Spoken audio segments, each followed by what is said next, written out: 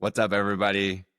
This is the Cafaro Way. I'm Johnny Cafaro, and I'm back. Last week, we talked about the masks we wear, and definitely we're going to be talking about a mask that we do wear as parents, being parents. And I've got an amazing friend of mine. I won't call him a guest. He's been through thick and thin with me from a distance and from close. I've got Seth Turnoff. He's just been a great friend. Seth, thank you so much for being here. I'm so Man, grateful. thank you for doing this and thank you for asking me. Of course I would. It's a pleasure to be here. Yeah. No, I'm excited. I mean, all the conversations that we have, the back and forth, the text messaging, the phone calls. I mean, there's no one better that like gets me, but also has seen different versions of me at the same time. So, Seth, I want the listeners to be able to see how we got connected. Yeah, man. And so I think it's a great transition because you said the different versions of you. So I don't know which version number it is. And of course, there's probably been, I don't know, you're probably on the, I don't know, 28th iteration of Johnny Cafaro, maybe more throughout your life. I came in when I came on your radar from LinkedIn. And gotta be honest, man, all signs were leading me to like really want to not like you. And I don't hate much things, but like, man, I really wanted to hate you. I didn't want to, but it was just like, who's this dude? This tall, handsome, hard part, the tapered pant legs and the custom suits and the shoe. Like, who the is this guy? Yeah. Right. And like seeing what you were doing, and it was back when you were with Stryker. And like, okay, I may be a lot of things, but I am not closed minded. So like let's just see what goes on here. And I was pleasantly surprised and pleasantly I was glad to be proven wrong. Like this person is not worth hating at all. Extremely valuable, extremely compelling, dynamic For sure. story. And that first call that we had, forget what it was a couple of years ago, but you were in your car, your truck with the sunroof open and the windows down, and you were on your way to the airport to go to Costa Rica for your first time to Yep. Costa Rica. And I'm like really like who and we had some like interactions back and Yeah. forth in the comments, but I'm like, what's this guy doing? Who is this dude? And then, throughout your journey, literally and figuratively, since then, just like, I mean, you've lived probably three whole lives since I first met you. Then it was earlier this year. No. It was the end of 24 when you and I actually met in person. Yep. And it was just like one of those things like, oh, hey, dude, hey. And I got to tell you, like, hanging out with you that day, when we were walking around the next day and we went and had lunch at the Breakers down in Yeah. Palm Beach, and like walking around with you, I just felt like you're in that. Remember that cartoon that was like, I think there were two dogs, and it had like the one like real like the alpha, and then the other like little scruffy mutt. It was like, hey, you want to come on, let's go chase some cars. You want to chase some cars? You want to and like I felt like that mutt or like your handler, like, hey Johnny, okay, here, let me get the door. Like come on, we got to like, and you're just like this presence just like moving through the space. I don't know, but like I know it's not your intent, and I know that's not how you are. It's just like, I don't know, man. It's tough to be around you and not think I am like a troll. And I No, feel like everybody feels like that. And I know you don't come claim that. on. Look at you No, turning red right now. come Look at on. you. Like you're so humble. I know. But look, not everybody is as good looking as you. I mean, I'm not sure what's going on with the hair right now, and anything Right? I Just can to like talk smack about you, like just to make myself feel a little bit. It's not what it's about. It's about what's in here, and like you've shown me like time and time again that like all this, like whatever. Yeah, I think you just lucked out. You got great genes, good looking family, and I mean, like, look, man, I think you're the most beautiful on the inside, and that sounds appreciate so that. lame. And I'm not a crystal energy healing Yeah, spiritual guy. I'm there. I'm absolutely. not with No, you, but like, but I feel it with you, and so that's kind of the origin story of love that. us. That was us. That's great, man. No, I appreciate that. And man, I just channeling my inner samurai warrior today. That's what I wanted to do, Yeah, I like it. I Yeah, like it. I mean, I think I mean, Matthew Ray Scott did a post yesterday about looks and attraction and good looking. And I've always never just like look at my mirror and like, oh, you're so good looking. You're so good looking. Like I've never put myself in that category. And I've been blessed and I've worked hard to stay good looking, I guess, in a sense of, or like be in good shape but I think it's just the issue with me is I cared more so what I looked like on the outside than what I was doing on the inside for a long time. So you put the external first I did. before the internal. And did that put you at a deficit in terms of self-worth or capabilities? Yeah, 100%. Because I think my biggest thing is when I had braces as a kid from kindergarten to second grade. Leg braces, right? Leg Not braces, yeah, like not yeah, not mouth braces. I got made fun of a lot, right? And I just felt like I always had a chip on my shoulder. And so I'm like, if there's anything that I can do to prove on the outside of like, hey, I'm not that broken boy, I'm not that. So I'm going to show you, I'm going to be best put together. I'm going to always have a nice haircut. Every 9 days, I got a haircut, making sure that every single, like, I was just dialed. My clothes were crisp because I felt like I had to prove something to the world as a mm, child. But like, nobody knew that, right? Anybody that made fun of me probably just forgot that they made fun of me. It was just in that time. And so I felt like everything was external first because, but yeah, it put me at a huge deficit because I was always sick. I was always like, just on zero, just because I was always chasing something more or putting in supplements that were trying to make me a outward appearance, but was killing the inside, right? And there's so many things that we do that, and it's just like, hey, but we look good though, right? That's the best thing. We look good. I mean, it'll carry you That's far, but you That's can't, society, yeah, right? So, I mean, it was all about that you had something to prove, Yeah, right? And that you felt less than, and so you had to go harder yep, every way that you could control. yeah. I And mean, it makes sense. I was getting my worth through society, through people, the attaboys from man instead of the attaboys from Johnny. Like, hey, good job, you're doing great, no worries. And I think that was the biggest thing. And then finally, like, I just had to stop. Like, I collapsed almost in a sense. Like, enough is enough. This can't be my life. I was almost going in for a fourth hip replacement.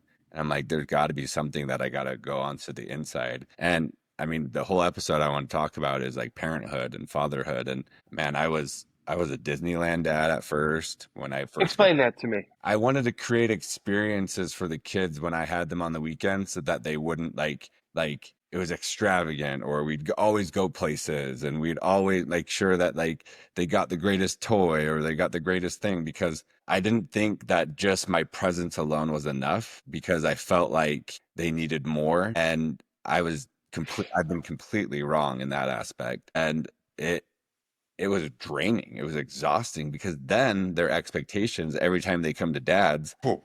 like skyrocket, sky high. And it put me in another deficit where it's just like, I can't keep doing this. Like, Right. Well, you can't keep upping yeah, yourself. And man, so look, let's just like get it out. Like you got a 5 pack, right? yeah, I got You five got a 5 pack. kids. Okay. So I'm rookie status. I have one. And so and this has happened before, Johnny, when um I text you or we're on the phone and I complain to you and then I stop myself because like what am I possibly gonna complain to you? Like sure, and you take it very well. And it's not like I'm not like complaining like sometimes we just need to vent like Absolutely. sometimes we lose our shit and it's just like so frustrating and like but I think that was it one particular thing that happened for you? And was it this like kind of this complete lifestyle 180 that you did that caused you from being so focused on like the stuff and the places and the things as opposed to being just present and that you are enough and as long as you are intentional with your time with them like was that the byproduct of you going through this like whole recent lifestyle shift when you blew up your life and then came back, the phoenix from the ashes kind of thing? Is that when it changed for you or was it separate? Yeah, I mean, for sure. And then there were subtle changes along the way that I finally was present with. Like I wasn't as I was building the Cafaro way as I left Striker, right? I was doing it out of more so vanity or more so look at me. And I was running wild and I was always on my phone and I was always on social media and I was basically creating a life through a lens of a phone with my kids. I was big on Instagram for a while and then deleted that, finally got into that. And it was one moment. I mean, there's a lot of moments, but my son just grabbed my phone and just said, Dad, like, be here. Like, in a sense where it's just like, I just want you. And it kind of broke me. I'm like, what am I doing as a father? I'm trying to create these extravagant memories and show the world that I'm doing okay. And we're going to the dinosaur museum and I'm posting it on Instagram. Right. but I'm hearing JJ, Dad, look, but I'm not looking because I'm You're busy in your right. box in my phone. And I realized at that point where our children just need presence. They need us. They need us as we are.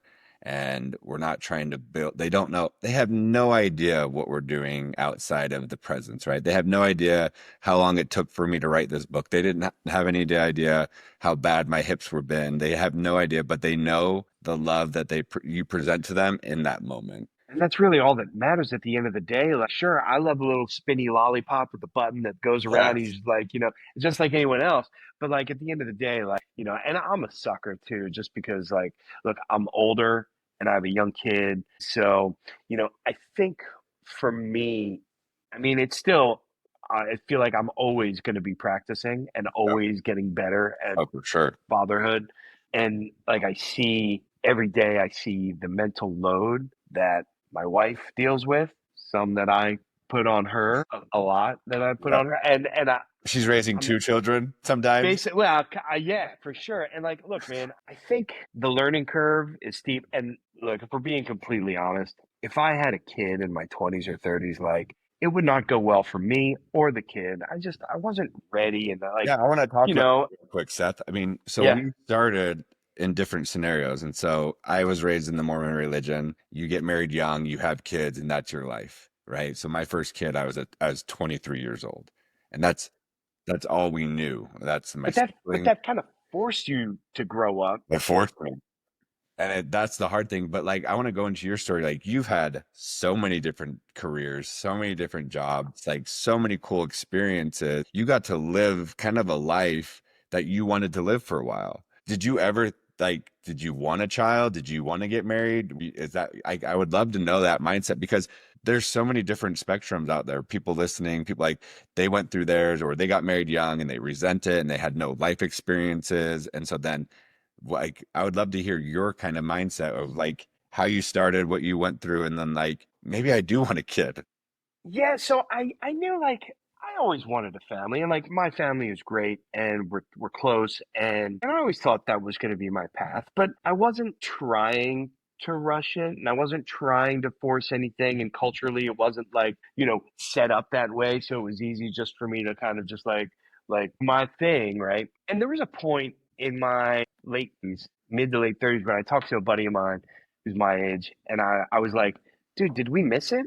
Do we miss like, because the older we get, the more like set in our ways we Yeah. get, and probably the less attractive we are to someone else in terms of like our quirkiness or like Yeah. whatever. So you know, I don't know. I wanted to have a family. And I met my wife.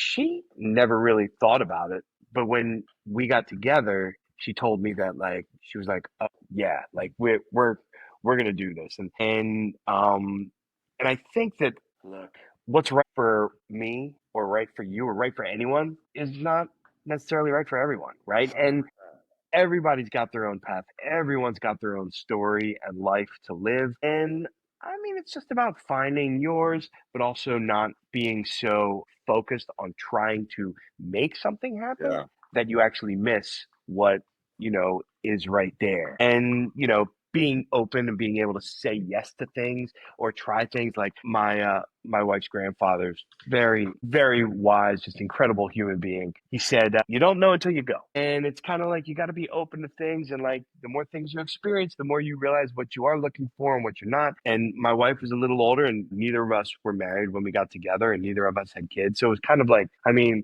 not as messy Yeah. as it could have been for Yeah, for people sure. our age.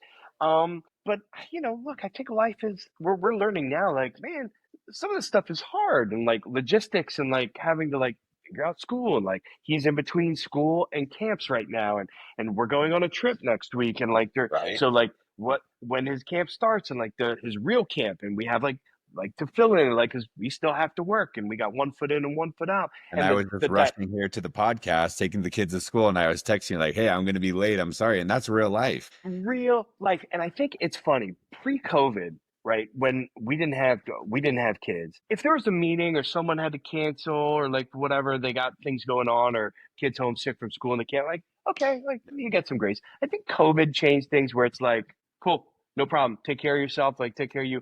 And then when we had our son, it was like I was instantly part of this club, right? That anybody who has a kid or kids is a part of, and and you get it, and we understand things Yeah. a little differently. And look, I'm rookie status. Like I said, I'm 3 years in, and I'm still like, I learn every day, and I've learned a ton from dads like you and from other friends of mine who like I look up to, and I see and like, look, man, I try not to judge too much, because like that doesn't get us anywhere. But I know that like, man, if I see something, it's like I'm gonna try that. Like Yeah. that makes a lot of sense. And like learning like tactical things like, um it was really weird for me, and it's embarrassing to admit this, that like I really expected a lot from him as a toddler. Like I expected him to like not climb on the counter. Like, what are you doing? Like you're acting like a man. Like, and like once I got it in my thick idiot skull that he's not giving me a hard time, he's having a hard time. Yeah. And it's up to me to help guide him through and to be his calm and steady, which I'm working on all the time, just calm, steady, and Yep. guide. And that's what I think that's my role. Love that. And I don't know, I think it makes it more meaningful. This morning we had a thing together, and like I'm not proud of how I've yelled before and just like lose my like there's stuff going on and none of So the other stuff matters, right? And like I lose sight of that.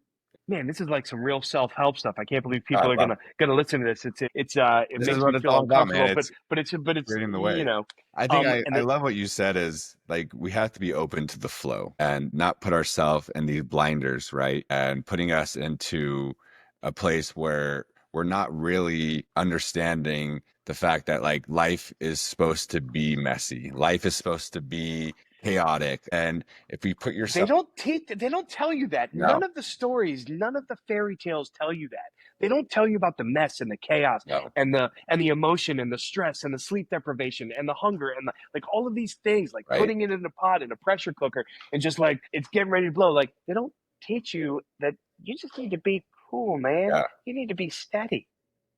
We don't fit into this cookie cutter box. What you're doing is different than I'm doing, what everyone's doing. And that's why I created the book, It's My Life, because the Cafaro way, it's working for me. And if you tried to live the Cafaro way, it's not going to work for you. It's Is definitely it not. because of my height? Is it because I'm only Yeah, 5'9"? exactly. Are Right. you making fun of It's the short people? It's mustache. It's the kind of rude. mustache. Right, right, right. But like, if you're looking to always go to a destination, you're always going to miss out on everything around you. And everybody says, enjoy the journey, stop and smell the roses. And I think that's when I first started to understand that, like, that's the purpose of being here. It's enjoying this journey, enjoying the experiences. And we're supposed to teach our kids in some way, but our kids are our biggest teachers. They are kind, they're compassionate, they give us love, unconditional love, they're forgiving. And so I think when I'm going through it, my kids just are echoing it back to me. So if I'm frustrated, my kids are going to be frustrated. They feel off Mhm. our emotions, right? And so instead of like being angry and they're angry and it's just like this big battle, I'm like, okay, like why? What's inside of me right now that my kids are mirroring back to me? And I think if we take a step back, our kids are our greatest teachers. We listen. And if we don't try to put them in a box too, like you said, I expected him to be this way. I expected them this way. I expect JJ to throw a football over a mountain like Uncle Rico, right? I want him to be super athletic how I was, or Carter wants to be a painter in Paris. And I'm like, okay, that's awesome. You go do that. And I'm not trying to put any stigma. So I think it's stop putting expectations on our children and on ourselves because we're all learning. It's all new. Every day is an adventure. And I think that's the beauty of it. Instead of like having so many, like, this is what we're doing, this is what we're doing, this is what we're doing. My wife said something interesting about that. And it's good to have structure, and I Yeah. believe that like kids need structure and Yeah. boundaries and rules and stuff. But it's also good to just let a kid be bored. And that's when the imagination Yep. happens, and that's when the creativity sparks. You know, if it's quiet in the house, we like look at each other, we're like, What's going oh on? shit, like what's he doing? And like 9 times out of 10 nowadays, he's like over like playing with his books or talking to him, and like or Yeah. like over at his little like supermarket, and he's scanning, Yeah. and like all the cliches. And when we had a baby, all the cliches that like people love to give, unsolicited advice, which that's fine. I'll take it all because like I don't know Yeah. squat, right? That one thing that I saw, and it said, bring your kids, involve your children. Yeah. Will it slow you down? Yes, but maybe that's the point. Yeah. And I saw the post of you, the picture of you in the shopping cart and the kids and the groceries and you, and I think you had your sandals with your socks on or something. And I was just like, well, dude, come on, man. And but like, I mean, it works for you. And it was just like, yeah, like it's chaos and it's like wild. Embrace the chaos, embrace the madness, Yeah. and just be like, that's that's how we're going to gain some semblance of sanity when they're Yep. able to see what we did, and they're going to look at us in this way with like not just pride Yeah. but love, and like we're building these humans, Yep. right? And I think I have as you mentioned that, like I hate food shopping. Like I just don't like it, but I have to go through, I'm meticulous too, because I have to go every single aisle for some reason. Like I don't have a grocery list. I don't have a No dinner list. That list. was my question. No No, list. I don't list. I just go and I like, and it takes me longer, but like at the same time, it's more fun. The kids can grab whatever they want in a sense. And like, but I just want to bring like, I have such a greater appreciation for mothers for just how much they do. Because as a single parent, when it's my time with my turn with my kids, I'm doing both roles. And it's been a very eye-opening, very humbling experience because in the past when I was married, I was just told to show up at the places. It's on your Right. calendar. I had no idea what it took to get ready for that event or for that baseball game or for that because I was always gone. And the second I would get home from traveling, I would show up to the event and I'd be there like, yes, good job. I'm like celebrating you. Now that I look back at, I mean, I've got to cook, I've got to clean, I got to bathe, I've got to get the kids clothed, I got to look at the schedule, I got to look at how long it takes to get there, what takes to get there, look at the traffic time, Get and them my in the car. get them in the car Bring seat all their stuff. full, Does everyone have make sure everything? make sure diapers are packed, make sure they have snacks, make sure like and I'm like, holy crap, like how much did I take for granted in Yeah. that relationship? And I did. And I'll be honest, and like it's a hard pill to swallow, but it's also been really cool because as I go into different relationships, I have a bigger appreciation or I don't take it for granted or I'm in charge of my kids. And so it's like gives me a greater appreciation for mothers. And I even more so like single mothers too, or single parents, because it's such a heavy burden and it's such a heavy weight. And they come to you and expect everything from you. You have to be the mom, nurturing, kind, give them love. You have to be the father to give them discipline in a sense where it's not like mean discipline, but like you're holding boundaries and you're holding law and being stern. And so it's like I could see the difference between how my children treat their mom sometimes because there's not an authoritative male masculine figure there. But with me, they show me more respect, but also they don't give that tenderness too. So it's like this balance that I'm trying to find as a single parent. It's probably one of the hardest things. It's harder than my job, any career I've ever had. It's harder than any kind of physical ailment that I've had. And I've had some hard physical ailments in my life. It's because you're trying to give so much to each individual. And I'm thinking when I go to bed at night, okay, did Cash get enough time with me? Did Chloe get enough time? Did I And the show? guilt, Yeah, and the second guessing, and yeah, the like opening yourself up and analyzing it, and like I think you really walk a line that way, and like I feel like mom guilt is like so real, and like yeah, you know and you have it too because everything you do matters so much more because it's just you, yeah, right? And I think at the end of the day, look, parenting is hard, and here's another fun cliche that makes you feel good. Like parenting is only hard for the parents who really care about the job they do, right? Or well, something like that. yeah, Like it's like, okay, if you care, yeah, it's going to be hard because yeah, like you care about the job. Now, look, our work, what we do for business or what we do in exchange for money, transactional, like, of course we care about yeah, that. But I feel like in work, like I can control what I can control there. There's a lot more that I can't control when you're dealing with, responsibility for someone's emotions and like, yeah, just their life in general. So I think you have kind of been this like master of growth without even knowing it, Yeah. right? And these challenges, I feel like it's just like more More growth.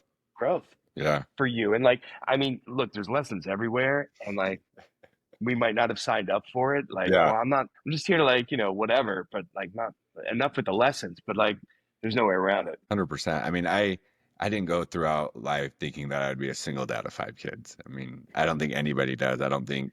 But when I was going through the fire, when I was making mistakes, and I finally owned up to my mistakes and realized that like I have to be present for these kids. I have to be a figure for these kids. I can't just be choosing. Like I chose to bring children into this world, and I can't not be there for them. And that's when I did a hard look at myself. I'm like, what is Johnny lacking on the inside? What am I doing that's going to hinder me from my being vain? Am I like, do I have trauma still as a child that I need to work on so my children don't get it? And I think I did a lot of inner work. I sat with myself. I've cried more times than I can count.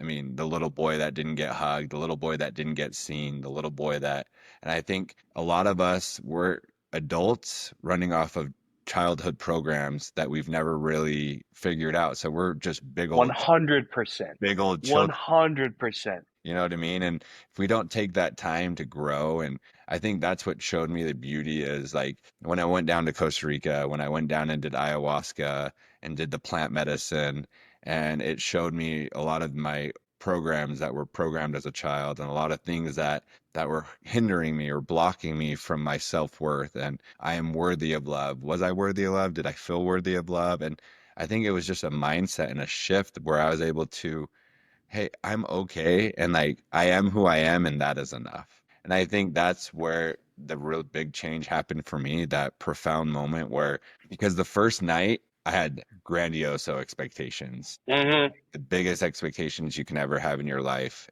because I've had three hip replacements. I was going for healing. I was going for answers. I was so lost. I left the Mormon religion. I didn't know what was up or down. Like I was just so needing anything. And the first night, nothing really happened. And I was devastated. Yeah. Because your expectations were up I here was based on so what you've high. learned and read, and like, yeah, So sad. And so then this shaman goes around the room and asks every one of us to give one word of that meeting. And everyone's like, happy, bliss, joy, light. And I said disappointed. And he looked at me like no one's ever like been honest and true. I'm like, yeah, I'm pissed.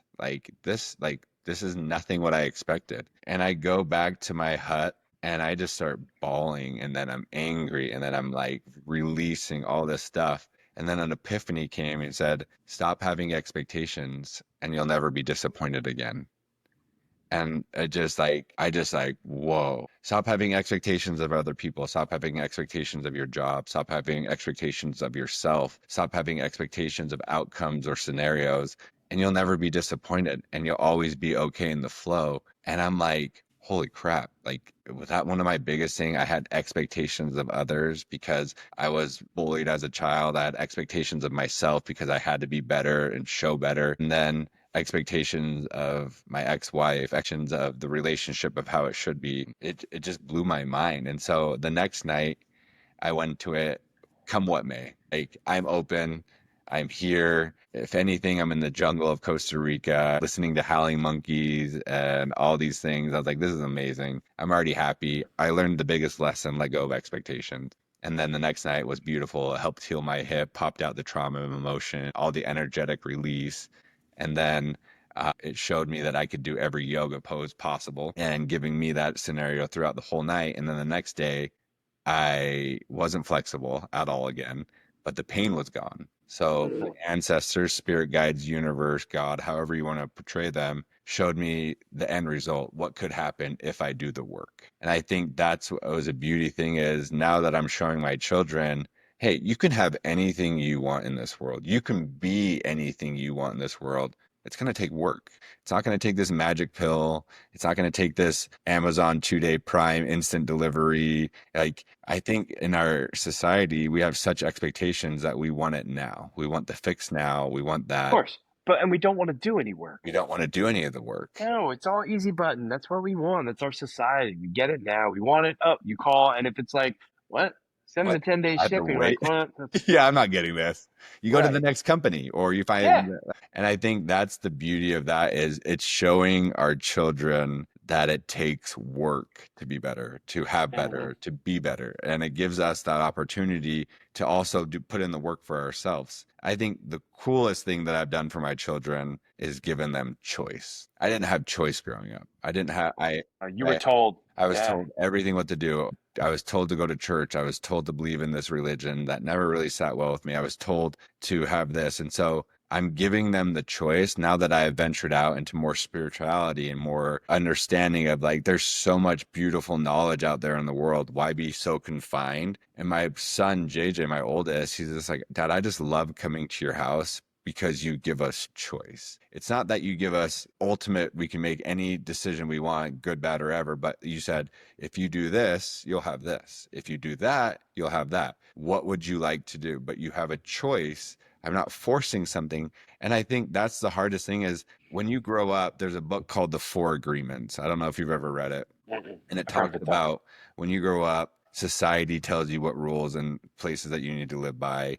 Your parents tell you what you need to believe in. As you get older, some of that doesn't make sense, but you have to believe in what your parents taught you because they're right, and the government's right, and society's right, and the religion's right. And then sometimes people rebel so far against it that they go completely opposite and they throw the baby out with the bathwater because there are great principles your parent taught, or there are great principles that a religion that you were once with were good. And so it's like I went through a process where I threw everything out. Like I'm like, screw everything. I'm done. Like I don't want anything. Is there a God? I have no idea. Like I am just done. Like, and I think that was a detriment to myself because we have good principles along the way. And I think it's fostering those principles and just building your own story, building the turnoff way, building the That's Cafaro. right for you. Yeah. For me, for just individual. But we have to know ourselves in Yes, order to be able to like make those choices. And you have to experience other things. Like if 100%. you didn't question religion, or if you knew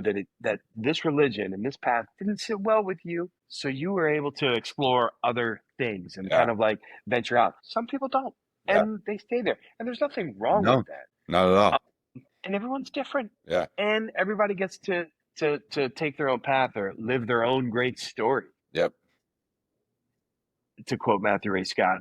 You said about JJ that he said he loves coming over because you give him choice. And while kids need discipline and some structure, I think the best times for Solomon, or for my son, has been like when he does get to choose Yeah. something, anything, and he loves it. And like that sense of autonomy, I think it builds confidence as long as putting forth the right Yeah. choices. But no, I think it's really impactful. Going back to that first night and your delayed reaction or response with the whole expectation thing. Do you think that was part of it? That you recognizing that was not part of the standard program. It was not part of the first night program, that it had to happen delayed Yeah. after you had the expectation, you were let down, and that's how it like culminated. But it still showed itself to you. You Yeah. still had this like moving experience. It just wasn't the way that you It had wasn't expected. fireworks. It wasn't the expectations that I thought I was going into 100%. But like how many emotions I moved because we move emotions through tears, crying, screaming, like all these different ways, right? Stretching. And I was angry. I guess I was angry at life. I was angry at, and I didn't know how much anger I had or sadness I had or just like all these emotions. And I think it was huge. It was that way. It was for me. And I think that was the biggest thing. My experience is going to be so different than everyone's experience, like we talked about. And it was tailored for me, that life experience. I needed that lesson that way and how it delivered because I truly believe now that I've come through this more spiritual growth, spiritual journey,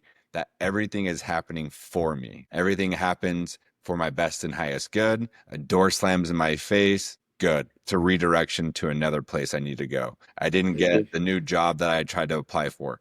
Good. There's another better job coming along the way. And so, but I think a lot of people stand in the everything's happening to me. Out. Right. This hurt. Yeah. Why would that happen to me? Like, dang it. And I think I learned that at a young age when I was knocking door to door in sales.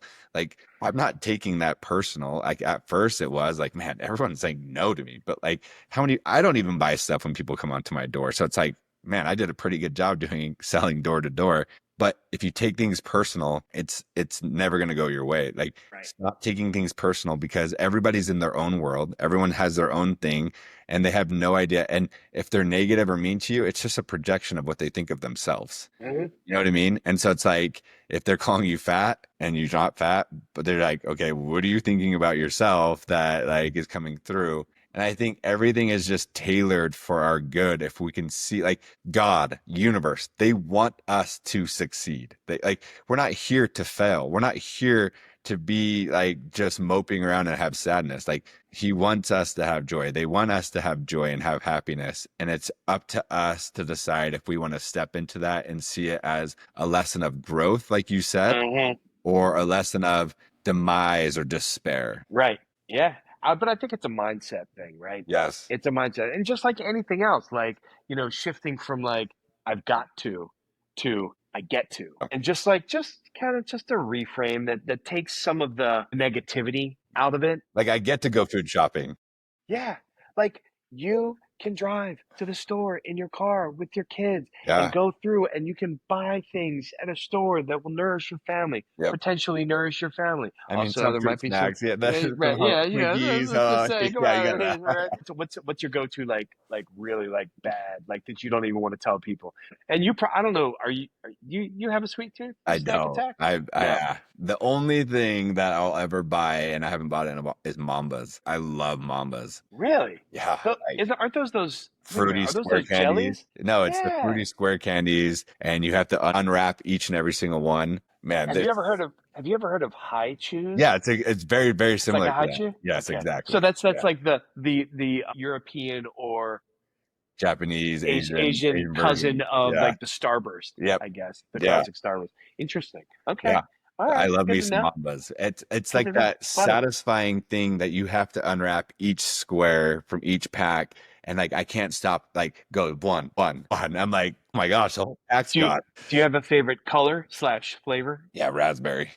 Oh yeah? Always raspberry. Interesting. Yeah, because Okay. you always it's a 3 pack. It comes in a long stick and it's a 3 pack. So you can either get strawberry, lemon, orange, or raspberry. And so then you always want to get like the strawberry, raspberry, orange combo. And then every time you get the lemon, you're like, gosh dang it, like come on. Have you ever gotten like triple raspberry? No, Or no. they vary them. I don't think I that wonder. that'd be like winning the lottery, like Willy Wonka's golden ticket. I feel like you could find, a salesperson from the Mamba Corporation or whoever the distributor is and whatever, and just be like, "Yo, just like let me make some custom packs, Yeah, just and let me just go all give me the raspberry." Johnny pack.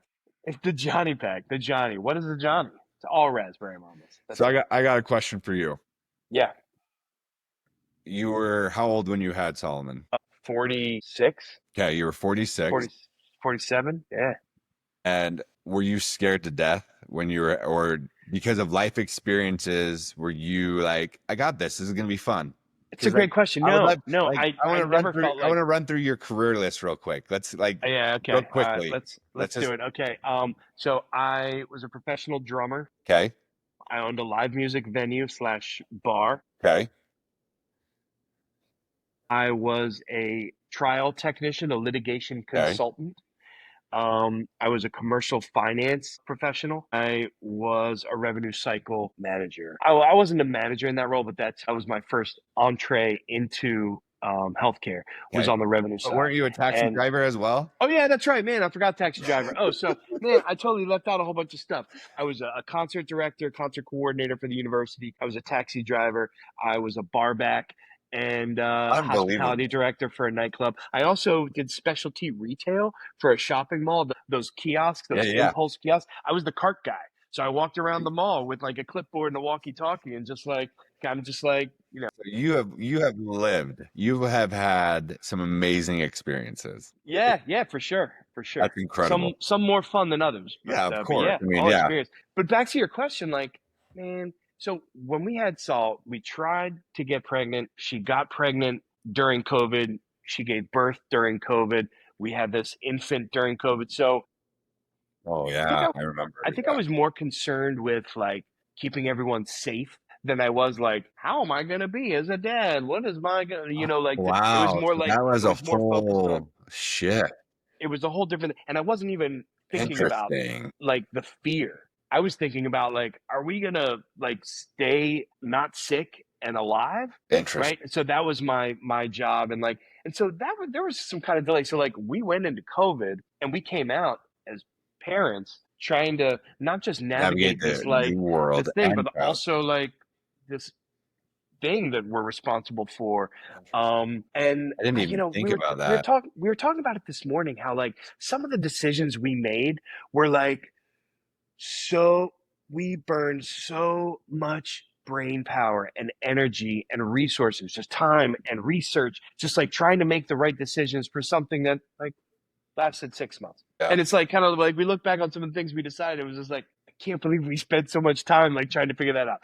Look, we wanted to do a good job, we wanted to make the right decisions, and we both care about things. So it's like, if you care, like figure it Yeah. out. Some things For matter sure. more than others, but you don't know until it's in Yeah. the rearview mirror. And so we don't, Yeah. we're not going to look at something and be like, it doesn't really matter. Let's just like just wing it, like out of just like For just sure. I don't know. We're definitely tire kickers, and we probably do more than most. But and I don't think that's because we care. I think that's more because of who we are as people and For sure. consumers. No, I never thought about that. I never had the confidence of like, yes, I've got this. I had the confidence of knowing like I have this incredible wife, and I know that I care about this, Yeah. and I know that when I am like struggling, that she can be there to not only help me, but step in. There's a very helpful, supportive dynamic. Yeah. So I never really felt like I was alone. And looking back, So you're like I saying know that, that sorry, so you're saying that you don't have to be perfect to be powerful. no, not at all. You just There's have no to such thing be as in it. perfection. You just have to You just stay in you it. just have to be in it. You have to care. You have to be willing to look in the mirror. You have to be willing to accept that you are not going to be great at everything. Love that. You are going to struggle. And if you care enough to get better at those things that you struggle with, well then figure that out. Yeah. And we live in a time where there's tons of research and there's tons of people who have, we're not the first ones to feel these ways, Yeah. right? Reach out, ask questions if you care. Yeah. Right. If you care enough, and if that's the route you want to take, and if not, that's fine too. But I don't think we need to live in like this false reality of like, I'm the greatest at it. Yeah. You're not. Yep. Right. So, I don't know. I think there's some balance there, but I think you also have to be comfortable with yourself to be able to like run into the pain Yep. of like, shit, this is hard for me. Why Yeah. is this hard for me? Let's unpack this. Let's Let me unpack figure that. this out so I can try to like get better. And like the whole name it to tame it, like that's the first step, right? You have to acknowledge it before you can try to make any changes. I love what you just said, that we have to go into the storm. One of the coolest animals out there is the buffalo. They're the only ones in the animal world that actually run towards a storm. When they see a storm, everyone runs away from it. All the animals run away. They try to get far away from the storm as possible, but the storm is eventually going to catch up to them. With a buffalo, they run straight towards the storm and they go right into it because they know if they can go to the storm, they'll get through it faster. They don't delay. They don't delay any of the hurt. They don't delay any of the things. And I think that's where I've kind of learned too, is like, if you can go through the storm quicker and faster and don't delay the storm, and like, it's not going to linger around you. And so it's like, you know what? I got this. I'm going to go straight through it. I'm going to go head on. I'm going to tackle this. And it's going to be that much better. Is it going to hurt? Yeah, it's going to hurt. It's always going to hurt. Going through a That's going to storm, hurt anyway. no matter You're just what, prolonging it. you're You're prolonging just this, you're waiting. prolonging it. Would you say that the buffalo is your spirit animal because of this? What's Yeah. your spirit animal? I mean, John? yeah, Do you it could have be one? for sure. Do you have one? I love the eagle. The eagle has allowed me to be able to see that I can soar to great heights, and that if there's anything pecking on me, the eagle just soars higher and more. And so then the birds can't fly higher with the eagle. And man, I just want to fly. I just want to soar. And I think that's the beauty of that, is we all have wings. Sometimes they get clipped. Sometimes they get tamed by interactions, relationships, work events. But if we can always know that we can be able to rise above it and soar, man, I just want to be the eagle. Man, that's pretty cool. Don't ask me who mine is. I don't have You a don't have good one? answer like as an animal. I'm sure I identify as like something annoying and stupid, like a gnat or something, right? Ah, come on, you're the best. So as we wrap up, I always do a practical reflection for the Ooh. listeners. If you want to answer them, Seth, afterwards, or if you just want to listen to it, but as you're driving or sitting in your car or listening to this at night, take a deep breath. And I want you to ask yourself these questions. So I'm going to take a deep breath with you. What do your kids or the people you lead actually need from you? Where are you holding yourself to a standard that's rooted in shame or comparison? What would happen if you let that go and choose connection over performance? If you're raising kids, mentoring someone, leading a team, or even just trying to raise yourself, this is your invitation. Start where you are, let love lead, and give yourself grace. Lots of it. Man, that was beautiful. It's a good reflection for us to be able to understand that we can be able to have love over everything, right? And I think love solves all. And I think do you want to answer any of those questions, Seth, or do you want to kind of reflect No, on I it? want to sit in it. I want to Yeah. sit with this and I want to but man, I think it's too much. This is not a rapid fire exercise. I think this is something that No, it's a deep reflection. yeah. So by closing, I appreciate Seth being here, but I want you to know there are moments when I still don't know if I'm doing this right. But when I hear my kids laugh, or I feel them lean into my arms, or I see one of them look at me that way that looks, you're safe in my place. And I remember that's what this is made for. This is about having it all figured out. It's about showing it up and hearing first. I'm Johnny Cafaro. This is the Cafaro Way. And if today reminded you of the kind of parent, person, or leader you want to be, stay close. Because next time we're diving into something most people avoid, pain. Not just surviving it, but learning to listen to it. Man, Seth, thank you so much. My pleasure, man. I love you. Thank you. Any last second thoughts you want to be able to give to the listeners? Any kind of No, point? man, I can't top any of that stuff. Like I'm reluctantly going to tune in to the next one because I don't like to Feel pain. feel pain. No, Yeah. no. That's why I'm funny. That's a really, yeah, I can't wait to dive into that. But a lot of people Yeah, I'm use not going to be on that show. That's way too much for me, man. Well, I'm gonna keep it up here, but I will listen. awesome. Love it. I appreciate Thank you, this Johnny. I conversation. Thank you so appreciate you too, much. brother. All For right. sure. Thanks, everybody. Thank you so much. Bye bye.